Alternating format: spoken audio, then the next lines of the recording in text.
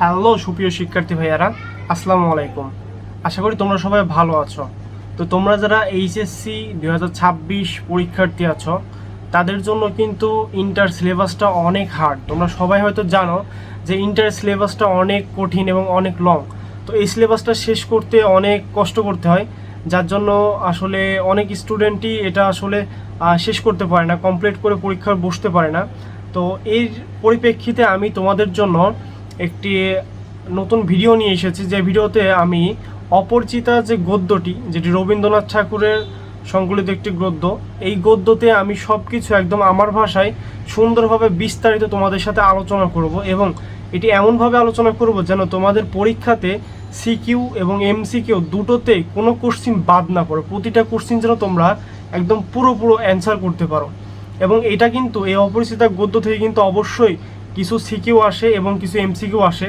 তো এটা কিন্তু একদম মাস্ট আসবেই। তোমাদের সিলেবাসেও আসেন, এইচএসসি 24 যারা এখন দিচ্ছে তাদের সিলেবাসে এসেছিল এবং তাদের কিন্তু পরীক্ষাতেও আসছে।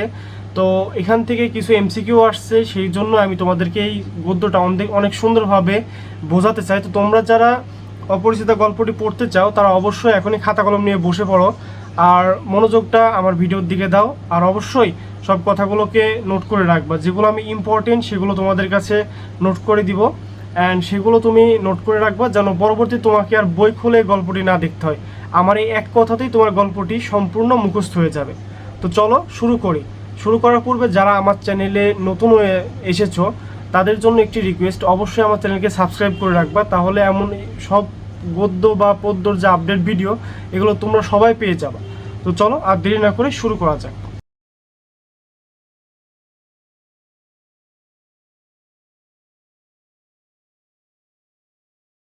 তো অপরিচিতা যে গল্পটি, এই গল্পটি হচ্ছে রবীন্দ্রনাথ ঠাকুরের লেখা একটি গল্প। এটাকে হচ্ছে গদ্য বলা হয়। তো এই গদ্যটির যে রবীন্দ্রনাথ ঠাকুর যে কবি পরিচিতি, এটা কিন্তু আমি তোমাদের কাছে এত ডিটেলসে বলবো না, কারণ এটা তোমাদের নিজের দায়িত্ব, পড়ে নেওয়া একটা দায়িত্ব। আর এই কবি পরিচিতি থেকে আসলে কোনো কোশ্চিন তেমন একটা আসে না, জাস্ট ওই খুব বেশি হলে 19-20 দু একটা আসতে পারে, এটা কোনো ফ্যাক্ট না। বাট মেইন যে টপিকসগুলো এগুলো নিয়ে আমি তোমাদের সাথে এখনই আলোচনা করবো, আর এগুলো অবশ্যই তুমি কিন্তু খাতায় পয়েন্ট করে রাখবা। তো অপরিচিতা গল্পটি আমরা যদি একটু খেয়াল করে দেখি, অপরিচিতা গল্পতে কয়েকটি মুখ আমরা চোখের সামনে ভাসতে দেখি। সেটা হচ্ছে কি, একটা হচ্ছে অনুপম, একটা হচ্ছে কল্যাণী, একটা হচ্ছে কল্যাণীর বাবা শম্ভুনাথ সেন, একটা হচ্ছে অনুপমের বন্ধু হরিশ, একটা হচ্ছে অনুপমের ফুফাতো ভাই বিনু দাদা, এবং একটা হচ্ছে অনুপমের মামা এবং অনুপমের মা। আর অনুপমের বাবাও আছে এর মধ্যে, বাট বাবার কথাটা ওইভাবে উল্লেখ করা নাই। তো দু একবার উল্লেখ করা আছে, ওটা কোনো ফ্যাক্ট না। তো অপরিচিতা গল্পতে সর্বপ্রথম আমি যদি শুরু করি, এই গল্পটি একটি রসিক টাইপের গল্প। এই গল্পটি পড়তে আমার কাছে নিজেরও অনেক ভালো লাগে, তোমাদের অবশ্যই ভালো লাগবে। এই গল্প শুরুতে যদি আমরা দেখি, এই গল্প শুরুতে অনুপমের বাবা, যিনি হচ্ছে অনুপমের পরিবারের একজন কর্তা, উনি হচ্ছে উকিল ছিলেন, এবং উকিলতি করে কিন্তু তিনি হচ্ছে অনেক উপার্জন অর্থ উপার্জন করছে, বাট সে অর্থ কিন্তু তিনি ভোগ করতে পারেন না, তার আগে তিনি মৃত্যুবরণ করেছেন। এরপরে কিন্তু অনুপমের মামা, যিনি এখন বর্তমানে ওই বাড়ির কর্তা হিসেবে আছেন, তিনি কিন্তু অনুপমের বাবা মারা যাওয়ার পরে অনুপমের মামা এই সংসারটার দায়িত্ব নিয়েছে, এবং এমনভাবে নিয়েছে যেন এই সংসারে কোনো দিক থেকে কোনোভাবে যেন কোনো ক্ষতি না হয়ে যায়। তো অনুপমের মামা ছিল একটু চালাক প্রকৃতির মানুষ, যিনি হচ্ছে খুবই দেখে শুনে, খুবই চিন্তা ভাবনা করে প্রতিটি কাজ করতো। তো এর কথাটি একটু পরে বলতেছি। তো চলো এরপরে শুরু করি। এরপরে অনুপমকে তোমরা একটা জিনিস পয়েন্ট করে লিখে রাখো, এটা কিন্তু অবশ্যই পরীক্ষাতে তোমাদের আসতে পারে। সেটা হচ্ছে অনুপমকে কিসের সাথে তুলনা করা হয়েছিল। অনুপমকে কিন্তু তার যে পণ্ডিত মশাইরা কিন্তু মাকাল ফল এবং শিমুল ফুলের সাথে তুলনা করা হয়েছিল। এই পয়েন্টটা কিন্তু অবশ্যই নোট করে রাখো, এটা কিন্তু পরীক্ষায় অবশ্যই আসবে। এটি কেমনভাবে আসতে পারে তোমাকে বলি, এভাবে আসতে পারে যে অনুপমকে কিসের সাথে তুলনা করা হয়েছিল, অ্যান্সার হবে মাকাল ফল এবং শিমুল ফুলের সাথে। আর এরপরে যেটি কাহিনী হয়েছে, অনুপম একজন হচ্ছে শিক্ষার্থী, তো তার শিক্ষা জীবন শেষ করার পরে বিনু দাদা আছে, এবং তার যে হরিশ বন্ধু, এটা কিন্তু অনুপমের অবশ্যই বন্ধু। আর এই বন্ধু থাকতে হচ্ছে কানপুরে। এই কানপুরে কিন্তু হচ্ছে আবার কল্যাণীর বাসা, যে মেয়েটা অনুপমের বউ হতে যেত বা হতে পারে না, তো ওই মেয়েটার বাসা হচ্ছে কানপুরে। তো ওই হরিশ আবার কানপুরে কাজ করে। কানপুর থেকে হরিশ যখন কাজ শেষ করে অনুপমের মানে কলকাতায় এসেছে, আসার পরে অনুপমকে একটা কথা বলেছে যে মেয়ে যদি বলো তো খাসা একটি মেয়ে আছে। অনুপমের কথাটি শুনে একটু অবাক হয় এবং তাকে জিজ্ঞেস করে কি বলতে চাও তুমি। তখন অনুপমের সে বন্ধু হরিশ বলে যে কানপুরে একটি সুন্দর মেয়ে আছে যার চেহারা রূপে গুণে সব কিছুই সুন্দর এবং তাদের যতটুকুই অর্থ সম্পদ আছে তার বাবা তার জন্য এটুকু দিতে পারে। তো অনুপম এই কথাটি শুনে তার মনে একটি আবেগ জাগ্রত হয় মেয়েটির প্রতি এবং অনুপম পরবর্তীতে বলে যে এই কথাটি আমাকে না বলে এই কথাটি আমার মামাকে বলো, তাহলে দেখো উনি কি বলে। তো যে হরিশ যে মানুষটি অনুপমের বন্ধু, এই মানুষটি কিন্তু আবার অনেক রসিক টাইপের ছিল বুঝছো। কারণ কি এই মানুষটি কিন্তু সবার সাথে অনেক সুন্দরভাবে মিশে যেতে পারতো। তো হরিশ করছে কি অনুপমের মামার কাছে গিয়েছে এবং অনুপমের মামার কাছে মেয়ের বিষয়ে বলতে শুরু করছে এবং মেয়ের বিষয়ে বলার আগে অনুপমের মামা জিজ্ঞেস করছে মেয়ের বিষয় না বলে আগে মেয়ের বাবার বিষয়ে বল, মানে তার বাবার কি আছে, অর্থ সম্পদ কতটুকু আছে, তার বাবা কেমন, কি তার ব্যবহার, এগুলো জানতে চায়। তো হরিশ তাকে খুলে বলে যে বাবা তার মেয়ের জন্য সব কিছু দিতে রাজি এবং যতটুকুই আছে তারা এক সময় অনেক অর্থ সম্পদ ছিল তাদের, দিন শেষে এখন কমতে কমতে যে যতটুকুই আছে ততটুকু মেয়ের জন্য উৎসর্গ করতে রাজি। তো এই হচ্ছে মোটামুটি বিষয়। তো এটা শোনার পরে অনুপমের মামা এটাতে রাজি হয়ে যায় এবং তারপরে অনুপমের মামা বলে আচ্ছা ঠিক আছে। তো এটার পরে বিনু দাদা যেটা অনুপমের ফুফাতো ভাই, এই বিনু দাদাকে কিন্তু পাঠানো হয় ওই কানপুরে, ওই কল্যাণীর বাড়িতে কিন্তু পাঠানো হয় বিনু দাদাকে। এই বিনু দাদা একজোড়া ইয়ারিং নিয়ে যায়। কি নিয়ে যায়? একজোড়া ইয়ারিং। এটা কিন্তু নোট করে রাখো, এটা কিন্তু পরীক্ষায় আসবে যে কল্যাণীকে আশীর্বাদ করতে কি দেওয়া হয়েছিল। এটা কিন্তু এইভাবে কোশ্চেন আসবে যে কল্যাণীকে আশীর্বাদ করতে কি দেওয়া হয়েছিল, অ্যান্সার হবে এক জোড়া ইয়ারিং।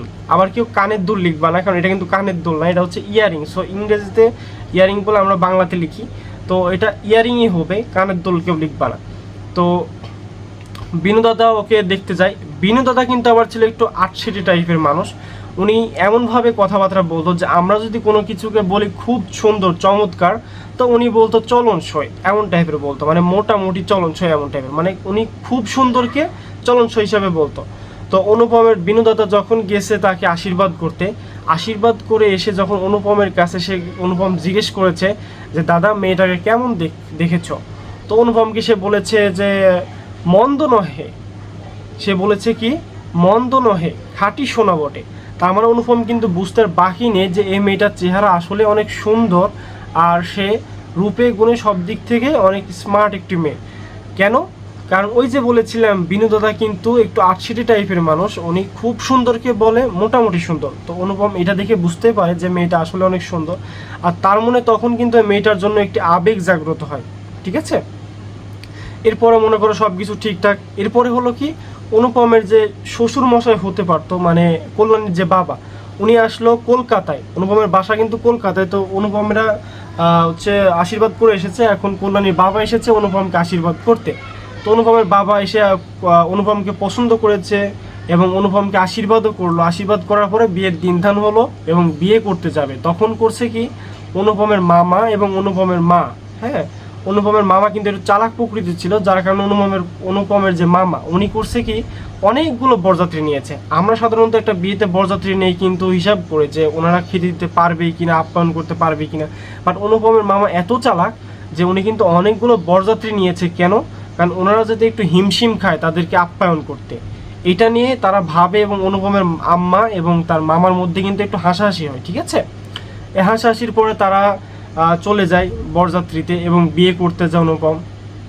বিয়ে করতে যাওয়ার পর এখানে হচ্ছে মেইন কাহিনী। ঠিক আছে, এখানে কাহিনীটা হয় এমন যে বিয়ে করতে গেছে, বিয়ে করতে যাওয়ার পরে অনুপমের মামা কল্যাণীর বাবাকে সাইডে ডেকেছে যে বেয়াই মশাই আপনি এখানে আসেন।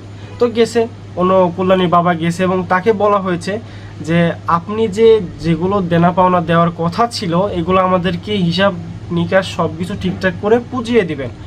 মানে অনুপমের বাবা যে মেয়েকে স্বর্ণ অলংকার দিতে চেয়েছিল এগুলো অনুপমের মামা আগে থেকে বুঝে নিতে চায়, কারণ বিয়ে যদি একবার হয়ে যায় তারপরে কিন্তু আর এটা নিয়ে কোনো কথা বলতে পারবে না, তাই আগে থেকে সেগুলো সব বুঝে নিতে চায়। এজন্য অনুপমের মামা একটা শেখরাকে নিয়ে যায়। শেখরা বলতে তো বুঝতেই পারতেছো যে সোনার রূপার যে কাজগুলো করে নাকি শেখরা বলা হয়। তো শেখরাকে নিয়ে যায় এবং অনুপমের যে শ্বশুর মশাই, আই মিন কল্যাণীর যে বাবা, উনি আবার এটা শুনে অবাক হয় এবং অনুপমকে বাইরে এসে ডেকে নিয়ে যায় বিয়ের মণ্ডপ থেকে, বলে যে বাবা একটু সাইডে আসতে হবে। যে অনুপম অবাক হয় এবং তার সাথে যায়। যাওয়ার পরে দেখে যে তার মা মারা সবাই একসাথে বসে আছে এবং তাকে জিজ্ঞেস করা হয়, তার কল্যাণীর বাবা তাকে জিজ্ঞেস করে, অনুপম তোমার মামা এমন এমন বলতেছে, তোমার মামা আগে সব কিছু ঠিকঠাক করে নিতে চাচ্ছে, তুমি কি এই ক্ষেত্রে একমত? তো অনুপম এই ক্ষেত্রে আসলে কি বলবে, অনুপম তো নিজেই এখানে কিছু বলার মতো নেই। অনুপমের বাড়ির কর্তা হচ্ছে অনুপমের মামা। অনুপম মাথা নিচু করেছিল এবং তার শ্বশুরমশাই তাকে আবারও জিজ্ঞেস করে যে তুমি কি একমত এই তোমার মামার সাথে? তো তার মামা তখন উঠে বলে যে অনুপম কি বলবে, যা বলবো আমি, অনুপমের কিছু বলার নেই, তার বাড়ির কর্তা আমি, যা বলবো আমি, অনুপম তুমি বাইরে গিয়ে বসো, এইভাবে সে কথা বলে। এবং অনুপমের যে হচ্ছে কল্যাণীর যে বাবা, উনি কিন্তু বুঝতে পারে যে আসলে অনুপম এখানে আসলে বোবা টাইপের, মানে ওই বোবা বলতেছি না যে কথা বলতে পারে না, আসলে বোবা বলতে বুঝিয়েছে এটাই যে অনুপম তার মামার সামনে বাক প্রতিবন্ধীহীনের মতো আচরণ করে থাকে। কারণ এটা তার ছোটবেলা থেকে হয়ে এসেছে। অনুপম একজন ভদ্র ছেলে, তো সে কোনো কথা বলে না। তার মামা তাকে বলে, তার মামা তার হচ্ছে অনুপমের যে শ্বশুর হচ্ছে কল্যাণীর বাবাকে বলে সব কিছু ঠিকঠাক করে মেপে দিতে। তো কল্যাণীর বাবা এক পর্যায়ে একটু ক্ষিপ্ত হয়, মানে রাগ করে এবং তার মেয়ের জন্য দেওয়া যে সোনা যে গহনাপাতি এগুলো সবাই নিয়ে এসে করে কি শেখরের কাছে দেয় এবং বলে যে এগুলো আপনি মেপে দেখেন। তো শেখরে এগুলোকে হাতে ধরে এবং মেপে দেখার পরে বলে যে আসলে এগুলো বিলাতি মাল। বিলাতি বলতে কি বুঝিয়েছে বলো? বিলাতি বলতে এটাই যে এগুলোর মধ্যে কোনো খাত নেই। কারণ আমরা কিন্তু সবাই জানি যে স্বর্ণের মধ্যে কিন্তু খাত দিয়ে তারপরে কোনো কিছু তৈরি করে, বাট আগের যুগে যে স্বর্ণগুলো ছিল এই স্বর্ণগুলো কিন্তু অনেক পিওর ছিল, বুঝছো? তো এই পিওর থাকার কারণে যখন শেখরা এই স্বর্ণগুলো দেখেছে তখন কিন্তু সে বলেছে, তার উক্তিটি ছিল এমন যে এগুলো হচ্ছে বিলাতি মাল, ঠিক আছে? তো এরপর যখন অনুপমের মামা বুঝতে পারে যে না আসলে এগুলো আসলে খাঁটি সোনা, এবং শেখরা এটাও বলে যে যা দেওয়ার কথা ছিল তার থেকে বরং বেশি দিয়েছে, কম দেয় নাই। এটা শুনে অনুপমের মামা একটু অবাক হয় এবং তারপরে কল্যাণীর বাবা শম্ভুনাথ সেন উনি করে কি, কল্যাণীকে যে আশীর্বাদ করার জন্য বিনুদাদা যে এক জোড়া ইয়ারিং নিয়ে গিয়েছিল এই ইয়ারিং দুটো নিয়ে আসে এবং নিয়ে এসে বলে যে এইটা এখন মেপে দেখেন, শেখরাকে বলে। তো শেখরা তখন ওইটাও মাপে এবং ওইটা পরখ করে দেখে যে আসলে এটাতে খাদ আছে। তো এটা 2 নম্বর, মানে একদম পিওর খাঁটি সোনা না। তখন অনুপমের মামা আসলে নিজের কাছে নিজে একটু লজ্জিত হয়, অপমানিত হয়। এবং এরপরে অনুপমের মামা যখন দেখে যে না সব কিছু হিসাব করে পেয়ে গেছি, তখন অনুপমের মামা মানে শম্ভুনাথ সেনকে বলে যে বেয়াই মশাই তাহলে চলুন এখন আমরা মণ্ডপে গিয়ে বসি বা বিয়ের কাজ সম্পূর্ণ করি। তো কল্যাণীর বাবা তখন বলে যে বেয়াই মশাই আপনি এখন আগে খাওয়া দাওয়া করে নেন আপনারা, তারপরে না হয় আমরা বাকি কাজটা দেখব। তো অনুপমের মামা একটু অবাক হয় এবং তাকে জিজ্ঞাসা করে কি বলেন, আগে কেন খাওয়া দাওয়া করব, আগে বিয়ে হোক তারপরে খাওয়া দাওয়া করব? বাট কল্যাণীর বাবা বলে যে না আগে খাওয়া দাওয়া সম্পূর্ণ করেন দেন বিয়ের কাজ সম্পূর্ণ হবে। তো কল্যাণী বাবা তাদেরকে বোঝায় এবং তারপরে তাদেরকে সব বরযাত্রীদের তারা কিন্তু খাওয়াই দেয়, ঠিক আছে? অনেক সুন্দরভাবে তাদেরকে আপ্যায়ন করানোর পরে অনুপমকে বলে কল্যাণী বাবা যে বাবা এখন তুমি খেয়ে নাও। অনুপম বলে যে না, অনুপমের মামা বলে যে না এখন ও খাবে না, আগে বিয়ে সম্পূর্ণ হবে তারপরে খাবে। তো এরপরে যেটা হচ্ছে সেটা হচ্ছে কল্যাণীর বাবা বলে যে ঠিক আছে তাহলে এখন আপনাদের গাড়ি রেখে দেই, মানে বিদায় দিয়ে দেই, আপনারা তাহলে এখন চলে যান। অনুপমের মামা তখন অবাক দৃষ্টিতে তার দিকে তাকায় যে এটা কি হলো, কি বিষয়, উনি আমাদের খাওয়াই দিল এখন বলতেছে গাড়ি ডেকে দেই। তখন অনুপমের মামা তাকে প্রশ্ন করে যে কি ব্যাপার, বিয়ে না করে গাড়ি ডেকে দিবেন মানে? তখন অনুপমের হচ্ছে কল্যাণীর বাবা উনি বলেন যে আসলে এই ফাজলামির ইয়ার্কি সম্পর্কটা আমার আর দীর্ঘ স্থায়ী করার কোনো মানে ইচ্ছা নেই। তার মানে বোঝাচ্ছে এটাই যে অনুপমের মামা কিন্তু বলে যে আপনি কি ইয়ার্কি করতেছেন, যখন বলে যে এই ইয়ার্কির বিষয়টাই আমার আর দীর্ঘস্থায়ী করার ইচ্ছা নেই। কারণ কি, কারণ যেই লোকেরা যে পরিবার মনে করে যে আমি বাবা হয়ে আমার মেয়ের জিনিসপত্রকে আমি কম দিব, আমার মেয়েকে কম কিছু দিব, তো সেই পরিবারে আসলে আমি মেয়ে বিয়ে দিতে চাই না, সেই পরিবারের সম্পর্কটা আমি আর এগোতে চাই না। তো এটা বলার পরে অনুপমদের বিদায় দিয়ে দেয়। তখন কিন্তু অনুপম মনে মনে অনেক কষ্ট পায় এবং রাগও করে। অনুপমের মামারা তো এমনিই সবাই ক্ষিপ্ত হয় এবং অনুপমের যে বরযাত্রী কিন্তু গিয়েছিল কনসার্ট নিয়ে। এখন বলতে পারো কনসার্ট কি, এটা একটু নোট করো। কনসার্ট হচ্ছে বাদ্যযন্ত্রের ঐকতান, এটা কিন্তু শব্দ অর্থে অবশ্যই আসতে পারে, এটা মাস্ট, তো নোট করে রাখো। তো এইসব সব কিছু নিয়ে বাদ্যযন্ত্র নিয়ে তারা গিয়েছিল বিয়ে করতে, বাট দেখে যে বিয়ে হচ্ছে না, বিয়ে তারা দিবে না। তো তখন তাদেরকে কষ্ট করে মানে কষ্ট পেয়ে রাগ রাগ মুখে নিয়ে মানে মনের মধ্যে একটা ক্ষোভ নিয়ে চলে আসতে হয়, এবং এসে তারা হচ্ছে অনেক গালাগালি, গালাগালি না আই মিন হচ্ছে অনেক কথাবার্তা বলে তার কল্যাণী বাবাকে নিয়ে, যে উনি এইটুকু মানুষ হয়ে আমাদের সাথে এইভাবে রাব ব্যবহার করলো। অনুপমের মামাও কিন্তু অনেক রাগ করে, এবং অনুপম কিন্তু মনে মনে অনেক রাগও করে, আবার কষ্টও পায় যে বিয়ে করতে গেলাম বাট বিয়ে হলো না। আবার অনুপমের এমন একটা ভাগ্য যে কল্যাণী গিয়ে কিন্তু ও কিন্তু বিয়ের মণ্ডপে গিয়েও দেখতে পারে না যে আসলে মেয়েটা কেমন, ঠিক আছে। তো এই ছিল হচ্ছে মোটামুটি বিষয়। তো এই ভিডিওটি অনেক লং হয়ে যাচ্ছে, এই জন্য আমি এই ভিডিওতে একটু সেকেন্ড পার্ট করতে বাধ্য হচ্ছি। তো দর্শক বা স্টুডেন্টস ভাইয়ারা যারা আছো, তারা সেকেন্ড পার্টটি এখনই দেখো, তোমাদের এখানে চলে আসবে, তো তোমরা এখনই এটা দেখে নাও। সেকেন্ড পার্টটাও আমি এর পাশাপাশি দিয়ে দিয়েছি। সেকেন্ড পার্টটি না দেখলে তোমরা কিন্তু গল্পর আসল মজাটা বুঝতে পারবে না, তা প্লিজ সেকেন্ড পার্টটি তোমরা দেখে নাও এখনই।